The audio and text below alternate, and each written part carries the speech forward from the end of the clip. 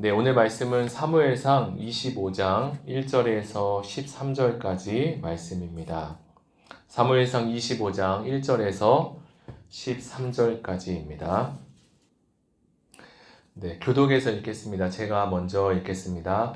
사무엘의 죽음에 온 이스라엘 무리가 모여 그를 두고 슬피 울며 라마 그의 집에서 그를 장사한지라.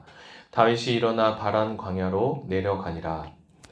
마온에 한 사람이 있는데 그의 생업이 갈멜에 있고 심이 부하여 양이 3,000마리요 염소가 1,000마리이므로 그가 갈멜에서 그의 양털을 깎고 있었으니 그 사람의 이름은 나발이요 그의 아내의 이름은 아비가일이라. 그 여자는 총명하고 용모가 아름다우나 남자는 완고하고 행실이 악하며 그는 갈렙 족속이었더라. 다윗이 나발이 자기 양털을 깎는다 함을 광야에서 들은지라. 다윗이 이에 소년 10명을 보내며 그 소년들에게 이르되 너희는 갈멜로 올라가라. 나발에게 이르러 내 이름으로 그에게 문안하고 그 부하게 사는 자에게 이르기를 너는 평강하라. 내 집도 평강하라. 내 소유의 모든 것도 평강하라.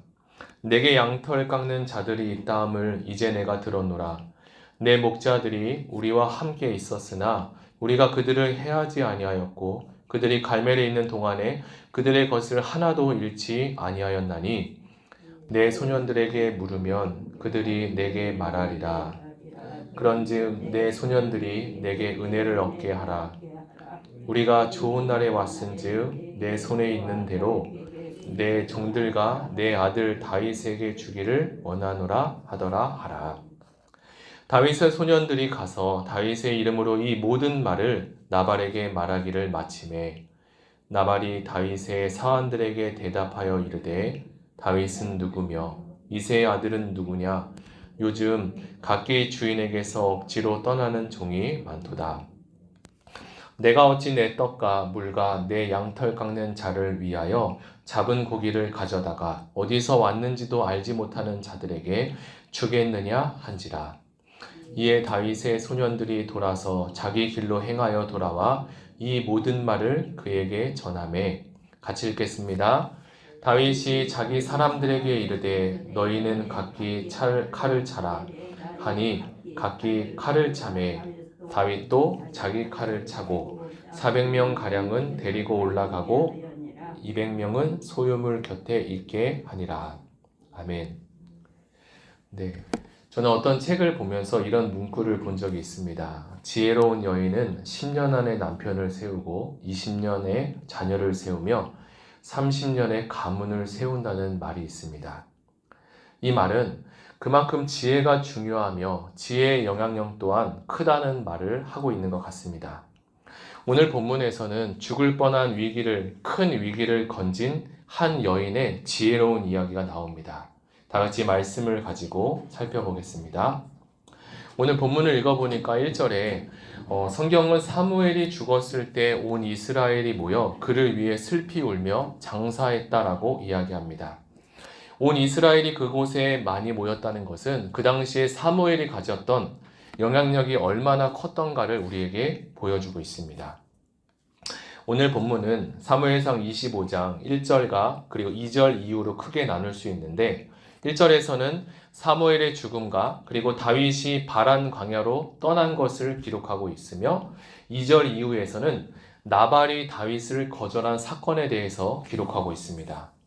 사무엘의 죽음 이후에 다윗은 바란 광야로 떠났는데 그곳에서 어떻게 지냈는지에 대해서는 성경은 기록하고 있지 않습니다. 우리는 2절부터 이제 살펴볼 텐데요. 다윗은 2절부터 털 깎는 축제 기간에 부유한 나발에게 음식을 제공해 줄 것을 종들을 통해서 정당하게 부탁을 합니다. 다윗은 나발의 양떼를 지키는 데 도움을 준 것을 언급하며 나발에게 호의를 이렇게 구했지만 나발은 다윗의 이 도움에 준 것을 언급한 것을 단칼에 거절하게 됩니다. 물론 나발이 다윗에게 먼저 양떼를 지켜달라고 이야기를 한 것은 아니지만 다윗에게 꼭 이 음식을 제공해야 될 의무는 물론 없습니다. 그러나 나발은 많은 재산을 가지고 있었고 부유했지만 도움을 준 사람을 돌보지 않은 것은 그 인색함은 우리에게 있어서 크게 아쉬움을 남깁니다. 나발의 거절에 화가 난 다윗은 곧장 칼을 차고 나발을 처단하려고 준비를 합니다. 이렇게 나발을 성급하게 치려는 다윗의 모습은 지금까지 우리가 본 다윗의 모습과는 좀 다른 것 같습니다. 지금까지 우리가 보았던 다윗은 굉장히 냉철하고 지혜로우며 그리고 이성적이고 합리적인 모습인데 말입니다. 다윗은 나발의 이 행동에 있어서 분노에 가득 찼고 나발을 복수하기 위해 다윗의 수하에 있던 400명의 군사를 채워 칼을 가지고 떠나야만 했습니다. 선을 가지고 악으로 갚은 나발에 대해 직접 내가 심판하겠다라는 마음을 품었기 때문입니다. 다윗은 지금까지 지내면서 이 400명의 사람들을 함께 지내며 식량 확보에 있어서 큰 어려움을 당하고 있었기에 그곳에 사는 나발에게 도움을 청했던 것이었습니다. 그러나 나발은 단숨에 단호하게 그의 거절을 했고 그의 종들로부터 도움받았다는 것을 감사의 말도 붙이지 않으며 오히려 다윗이 누구냐 경멸하고 모욕하기까지 했습니다. 나발은 하나님의 뜻에 있어서 많이 둔감하고 어리석으며 그리고 악하게 행동했습니다. 한편 이 나발의 아내인 아비가일이 나오는데 이 아비가일은 다행히 지혜롭고 현명한 아내였습니다. 아비가일은 나발의 이러한 행동을 듣게 됩니다. 그녀는 즉시 생각이 들어서 급히 떡 200덩이와 그리고 포도주와 그리고 양과 곡식을 들고 다윗을 만나러 신속하게 떠납니다.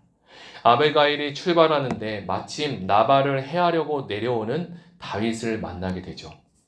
오늘 우리에게 주시는 이 말씀은 나발의 집을 살린 아비가일의 지혜를 우리에게 보여주고 있는 것 같습니다. 아비가일은 지혜롭게 음식과 소년들을 앞장 세워서 뒤따라가므로 다윗이 갖고 있는 이 분노를 조금이라도 가라앉힌 후에 다윗을 만나고자 계획했습니다. 아비가일은 다윗에게 음식을 먼저 보내며 그 마음을 달래는 것이 온 집안을 위한 것이라고 생각하는 아주 지혜로운 여인이었습니다. 하나님은 아비가일에게 이렇게 지혜를 주셔서 다윗의 분노를 가라앉히도록 하셨고 더불어 다윗의 손에 피를 묻히지 않도록 도와주셨습니다. 이제 오늘의 말씀을 정리해 보겠습니다. 오늘은 다윗과 나발의 이야기를 성경이 하고 있는데요. 우리에게 적용해 본다면 저와 그리고 여러분은 화가 날 때 어떤 식으로 화를 다스리고 계십니까? 우리가 때론 화가 나면 이성을 잃기도 하고 감정에 휘말려 내가 생각지 못한 평소에 하지 않는 악한 모습으로 돌변하기도 하는데 그러나 악은 어떤 이유로도 성경은 옳지 않다라고 말씀합니다.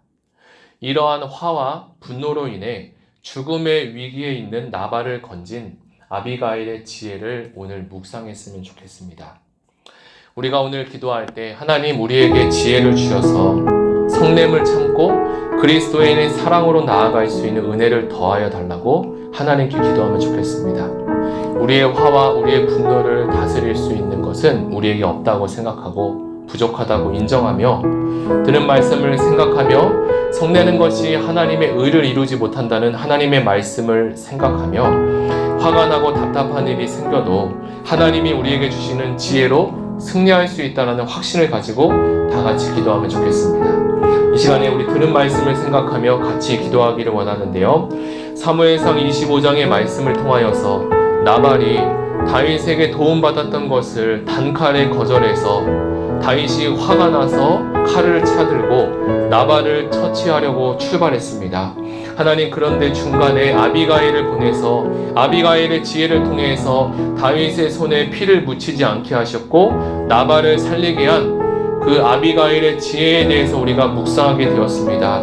하나님 하루하루 살아갈 때마다 우리에게 필요한 것은 하늘의 지혜와 하나님께서 우리에게 공급하시는 지혜가 더욱더 필요한 줄 믿습니다.